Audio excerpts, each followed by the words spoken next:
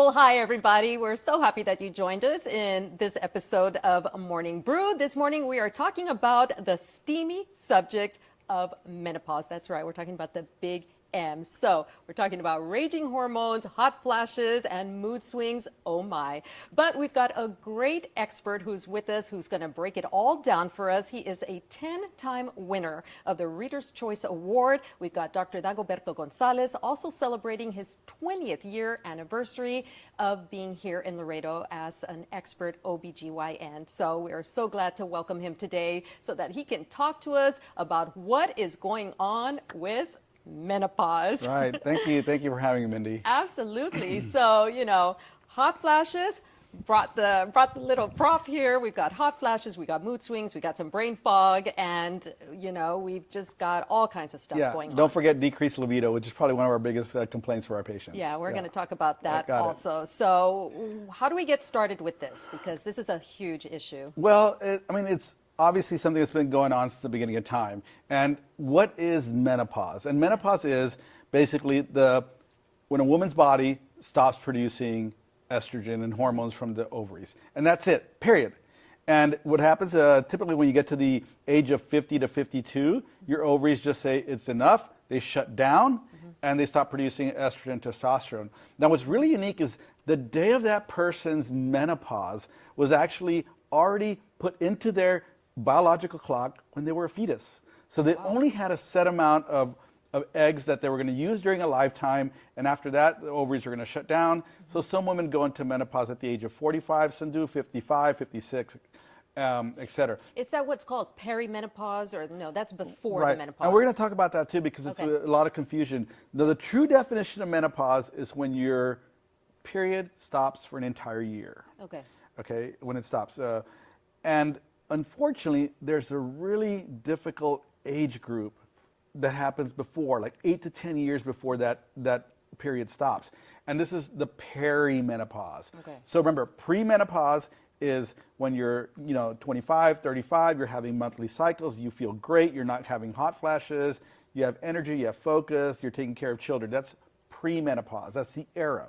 Then you go into perimenopause, typically in your 40s, and that's an 8 to 10 year transition before you get into menopause. And it's incredibly annoying to patients because we call it the roller coaster years. There's times you feel spectacular, you're doing great. Other days you feel horrible. You have the hot flashes, night sweats, joint pain, mental fog, and then other days you feel good. And your period becomes very irregular. And that's the number one symptom of perimenopause. Your cycles become irregular. That's the first thing that happens. And then eventually the cycle will stop and it doesn't come back. Wow. Yep, and that's when you're in menopause. Now women say, oh, I went through menopause a long time ago. I'm not in menopause. No, once you enter menopause, you're in that stage until you pass away. Wow. So that you're in your menopausal age, yes. Okay, cool. So what is the reason that we start experiencing these god-awful symptoms? I mean, the hot flashes. Is it because there is no more estrogen? We need estrogen in our body. What does estrogen do? Well, great question. Now, the hormones that a woman has is estrogen, testosterone, and progesterone. We're going to talk about testosterone here shortly. But testosterone is very important in women's body because most people think it's only for men, but that's not true.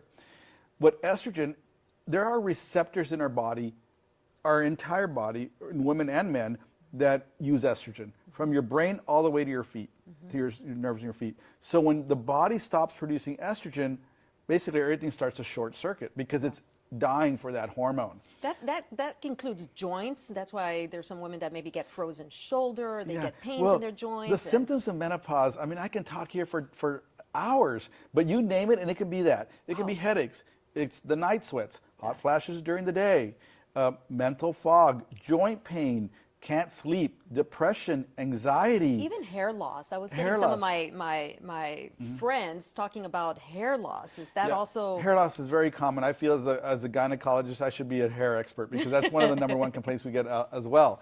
And that's where estrogen plays a role, right? And the symptoms of estrogen typically are alleviated if you could replace them. And we'll talk about that as well. But testosterone is also important. And it plays, in my opinion, just an equal role as estrogen in a woman. Why is And that? that's because it also functions in multiple parts of the body. And to be honest, it does better than estrogen for some symptoms, such as your mental fog and your joint pain and your sleep. And then, of course, your libido.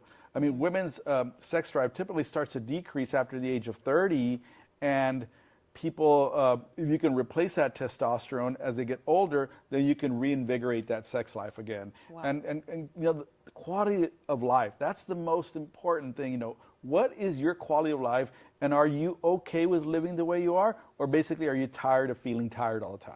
Yeah, absolutely. And I understand that data shows, of course, that women are living a lot longer. So if you are expected to live into your 80s, maybe even 90s, but you are going to stop living life per se at 55, you still have another, 30 years to go. Absolutely. We've done a great job of improving your lifespan. But the United States has done a terrible job of improving health span. Which means that we're living longer, but your quality of life as you're getting older is typically pretty bad. Right. So how can you improve that quality of life? And one of those is with hormone replacement therapy. And I want to talk about that because there, as you know, have been so many maybe myths, if I can use that word, on HRT. There was a study many years ago, was it the Primrose study, that just casted this big gray cloud over hormone replacement therapy when it just became taboo. Even I think I spoke with a member of my family just a few weeks ago saying, you know what, I think I'm going to try HRT because I don't like what's going on in my body and I really want to, feel a little bit better. Well, the first thing out of that person's mouth was, oh my God, you're going to get breast cancer, Mindy. You cannot do that. Do not go down that road. And everything I've heard from experts like yourself are no, that was such a myth. It was a flawed survey, and I wanted to talk to you about that. Right. But before we get to that, Dago, we're going to have to take a quick break. We're going to get back to that subject in just a little bit because I know we're going to talk extensively about that. So stay with us. When we come back with Dr. Gonzalez, we're going to talk all about HRT, and I wanted to start getting into a little bit about some of the libido stuff and what we can do to fix all of that. So stay with us. We'll be right back.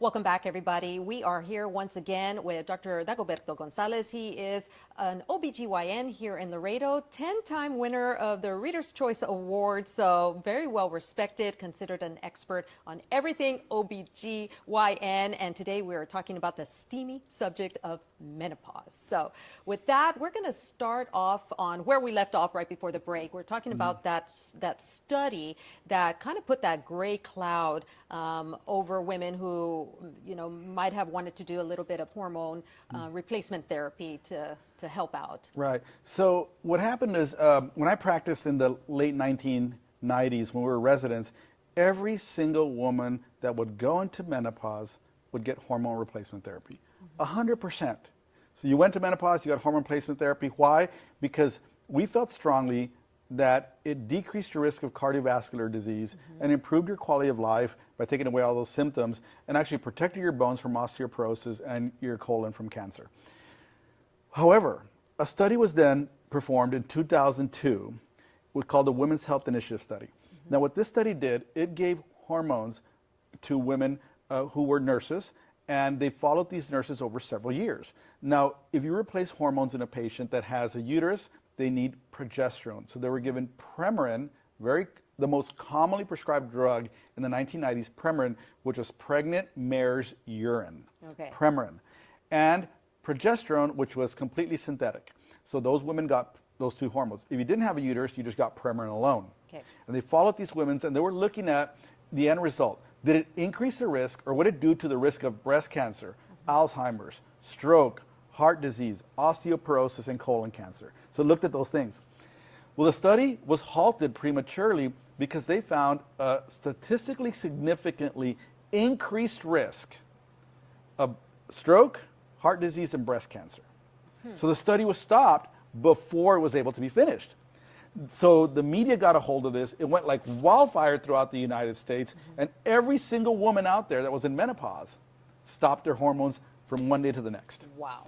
Huge, huge. I mean, completely shifted. Yeah, the fear factor just must have shifted, right. right through. Now, what did it mean? Well, it meant that on paper, it showed that it was statistically significant, but really, clinically, it really didn't make much sense because they only found 7 more cases in 10,000 patients. So this study shifted every physician's mind frame and patient in the United States from these are bad things for women. Wow. And everybody stopped. And people's quality of life just plummeted. Right. Because we couldn't give hormones. And then the medical schools and residency programs started teaching this, that you couldn't do this, and it was bad, and it was taboo, and you shouldn't talk about it with patients. Well, several years later, the study was deemed to be completely inaccurate, and a lot of the authors that were on this original study came out and said they retracted their statement saying that some of the data was falsified, and really it was not a good study because the patients that they used were typically older women who were typically going to get those diseases anyways. Yeah. And then we're with synthetic hormones too. So this then led to the bioidentical hormone craze that started because people started looking for alternatives that were safer for to improve their quality of life. Okay. And that's where all the studies with what we call bioidentical hormones came out. And what's a bioidentical hormone? A bioidentical hormone is a hormone that is molecularly designed to be exactly like the hormone that you were born with. Okay. So that includes estrogen and testosterone and progesterone. So it's the exact molecular structure. That's a bioidentical hormone. And if they're plant-based, they're more natural, people say, well, that's safer. Right. Yes. And studies have shown that they are safer than taking synthetic hormones.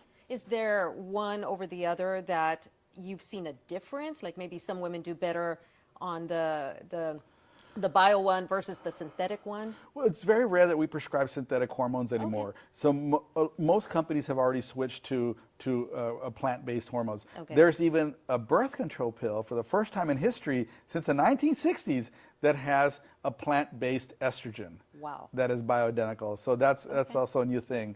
But there's 4 ways to deliver hormones to women. You can do it through a pill. So typically the pill is ingested, has to go through the intestines and break down through the liver and then go into your body. You can apply it transdermal, so onto your skin. The patch. The patch, for example, or cream.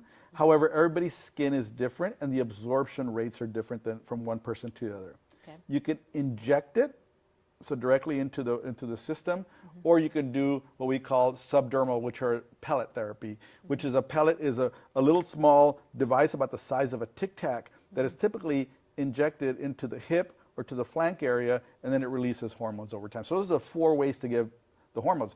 Now, I usually talk with patients, okay, let's go over your symptoms, and which is the symptom that bothers you the most, and which one can we tackle? And some symptoms are low estrogen, and some symptoms are low testosterone. Wow. So I have to think of, okay, which hormone does that woman need, or does she need both, and what's the best way to deliver that hormone so she can feel her best? And how is that custom, if I can use the word customized hormone replacement therapy, how's that made? How do you produce something like that?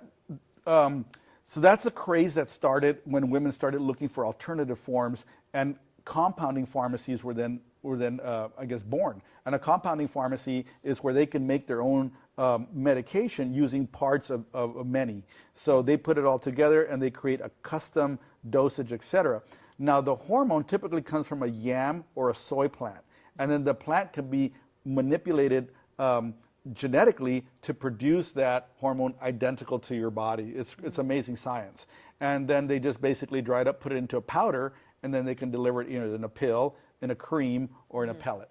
What do you know about, there is so much on social media right now, especially, from folks wanting you to purchase things. And I see all the time supplements, little pills that you can take that'll, allegedly reduce your symptoms. Is that the same as HRT, or is that something different? Yeah, great question. A lot of these supplements are geared towards symptom relief. Okay. Right? You can't sleep, it has a little bit of melatonin. You're getting hot flashes, use black cohosh. You're having this other symptom, we try this.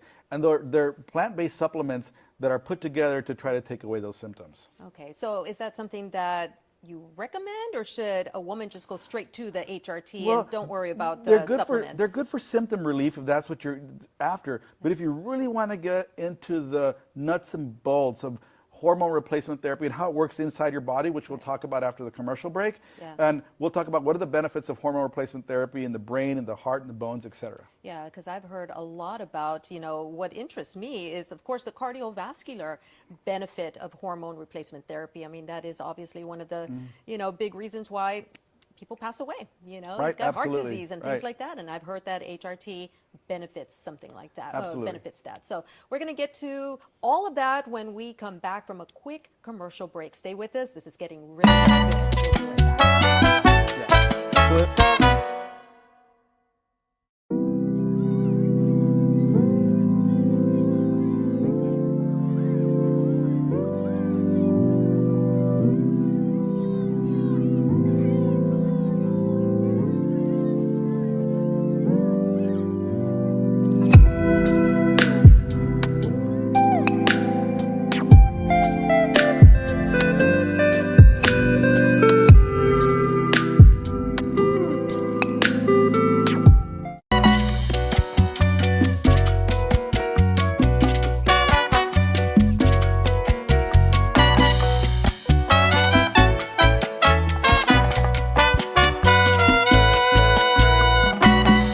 Welcome back, everybody. Once again, we are here with Dr. Dagoberto Gonzalez. We're talking about menopause. We are diving into all the symptoms, treatments, does it cause breast cancer or not? Because there are so many women out there that just need help, and that includes me.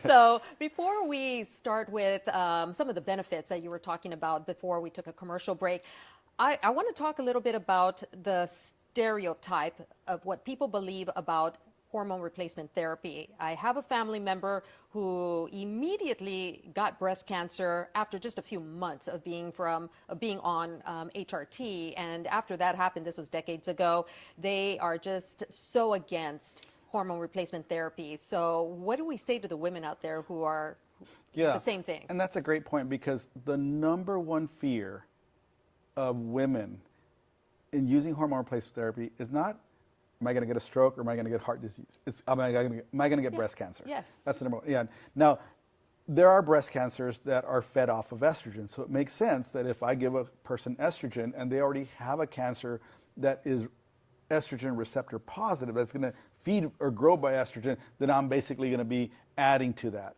Now, the studies show that synthetic hormones may increase the risk of breast cancer if someone already has the breast cancer present. Okay. It's incredibly important to know that estrogen alone itself does not cause breast cancer. But if the patient has that mutation and has breast cancer starting, it can increase its growth. So do you test a woman before you give them HRT to make sure they don't have something already? No, there's no way to do that. Unless there's a very strong family history, you can test some genes and so forth. That's a whole other conversation. But as long as the woman does her yearly surveillance, because the number of deaths from breast cancer in the United States has plummeted because we do such a good job of getting that mammogram, detecting it when it's in infantile stages.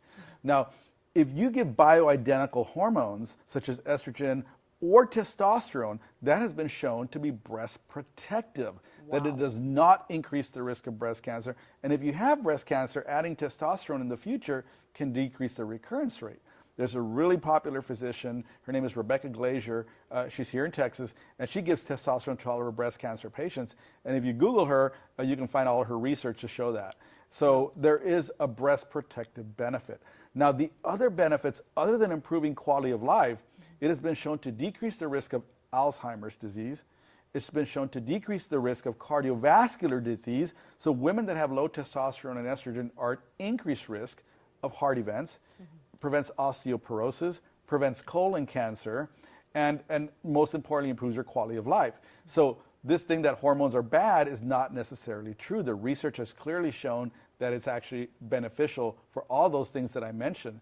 So when this study came out in 2002 that we talked about, we always think about how many women died unnecessarily early because they stopped hormone replacement therapy for a flawed study. Yeah, that is just... Yeah, it's sad. That is sad and a little mind-blowing that one study had such an impact negatively, I might want to say, because it really changed the mindset of women. I mean, even to this day, when I have my family telling me, no, you can't do this. And this was, I know. And we still have physicians that are still practicing today, and I call them hormonophobic physicians. And it's because our medical schools and residencies do a terrible job of educating their students about these studies. Wow. And these students come to me because if you're my patient, you know that I always have students because I'm a huge advocate of teaching the future physicians of America. But I always talk about hormone replacement therapy and they know nothing. My son recently graduated from medical school. When I discuss it, he knows nothing. Wow. So I feel it's my duty to educate them so they know how to properly counsel a patient. Right. Wow, that is mind-blowing. And you're right, it's got to be a shift in teaching, shift in mentality. Absolutely, and educating them properly, not being such hormonophobic, and I tell patients, this is your body, this is your decision, don't listen to other people. My job is to give you the facts, but it's up to you whether you want to improve not only your quality of life, because I know it's terrible, but to also improve the way your body's working inside. Yeah, absolutely. Right. Well, that's the perfect transition. Dr. Gonzalez, let's talk a little bit about quality of life and testosterone and libido, because that is such a big complaint amongst contemporaries of my age. Talking about that. And I can tell you that the truth is that most physicians, when they have a patient that says the chief complaint is low libido, you just roll your eyes. Because if you don't have anything in your armamentarium to tell the patient that there are things out there to improve that, you just don't know what to tell a patient. Wow. So for years, we told patients that, this is a multifactorial problem. You have a lot of stress, you're raising children, you have a husband, you have a household, and you bear all the responsibilities of your house, and eventually through evolution, your body just doesn't want to have sex. And that's not at all the truth, and that's not the way it is, right? So once we discovered the important role of testosterone in everything that I've talked about, from basically your head to your toe, but it also improves libido, then you can offer patients testosterone in one way or another to improve that libido. Now, there is a huge myth or misconception that testosterone in women is going to deepen your voice. It's going to grow hair all over your body, and you're going to get wide shoulders, and it's going to increase your risk of heart disease and stroke just like a man does. And that is not true, because the dosages that we give are 30 times less than those that cause all these symptoms. Wow. So that doesn't happen. Now, if you have some subtle symptoms, like maybe a little bit of acne here or there, or maybe one hair here or there, we can do things to try to manipulate that. But the goal is to improve that quality of life, improve that sex drive, so you can feel more vigorous and feel younger again. And we were talking a little bit before we started the podcast, we were talking a little bit about some of the discomforts that come from, just not feeling good down there. Absolutely. Vaginal atrophy. The vagina is full of receptors for estrogen and testosterone. And you remove that, I always tell patients, it's like if you have your mouth open all day and your tongue sticking out. Eventually, it's going to crack your tongue because there's no lubrication, there's no saliva. Same thing happens down there. And it leads to a lot of discomfort. Really, my number one complaint in my office is decreased libido and painful sex because it's dry. And they all come down to one thing: lack of estrogen and testosterone. Now, if you don't want to take hormone replacement therapy for your own personal reasons, or you just have a really strong family history of breast cancer, then there are other alternatives to try to do that, to try to give you that symptom relief. You're talking about alternatives. I know that pellets is something that we talked a little bit about. How are you able to tweak? If, let's say, you've got the custom formula, how do you tweak if something's not working or you need something different? Well, pellets are a form of transdermal delivery of hormones. And what it is, it's a powder that is from a plant that is both testosterone and estrogen, again, bioidentical, and it's compressed by a machine into a little tiny pellet. So it's really tightly put together. And it probably has like a little bit of some medication or some agent to hold it together. Then we can adjust the amount of testosterone and estrogen in the pellet. So every single patient gets their own customized dose. So there's over 10,000 combinations that we can do based on your age, your activity, your hormonal level, your size, etc. Then we can create an exact dose for you. And most of the time we get it right, but sometimes we overshoot or undershoot and we just supplement and we know for the next time. And most pellets last anywhere from 4 to 6 months. And that's an alternative for hormone replacement therapy delivery. The delivery of it. And speaking of delivery, you were talking about the creams and the patch. How do you know what's right for which women? Well, I just talk to patients to see what they want and what is the symptom relief they want. And there are some patients that are not interested in pellet therapy, and there's some patients that don't want to take a single pill every day. As long as it's a bioidentical plant-based hormone, you're typically in the safe. So if you're going to go down that route, make sure that the patient requests, I want hormone replacement therapy that is plant-based. Got it. Yeah. So symptoms, we're talking about having treatments for symptoms like the hair loss and the headaches, things like that.